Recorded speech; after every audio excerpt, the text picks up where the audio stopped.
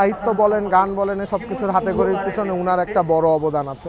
যুগ যুগ ধরে থাকবে এই আশাই করছি আর কি। এই চিন্তাগুলো যাতে আর্কাইভ থাকে এবং যাতে মানুষের কাছে অ্যাক্সেস থাকে। এই ছোট নানার সাথে সবার আগে যেটা সবচেয়ে বেশি মনে হয় সেটা হচ্ছে রবীন্দ্রনাথ নিয়ে আলাপ। মানে আমার রবীন্দ্রনাথের সাহিত্য বলেন, গান বলেন, সব কিছুর হাতে খড়ির পিছনে উনার একটা বড় অবদান আছে।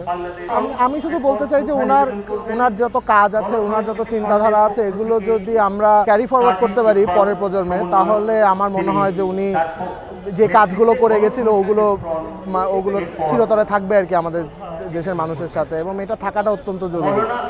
এটা অতি ছোট মুখে বড় কথা বলা হবে আর কি। মানে ওনার the vast amount of research, the vast amount of বই উনি যে লিখেছে, ওনার যে গবেষণা, এগুলো আসলে যুগ যুগ ধরে থাকবে এই আশাই করছে আর কি। মানে এটাকে নতুন করে বিশ্লেষণ করার কিছু নাই। মানে এটা একটা ক্লাসিক্যাল একটা জায়গায় চলে গেছে ওনার যত রকমের রিসার্চ আছে।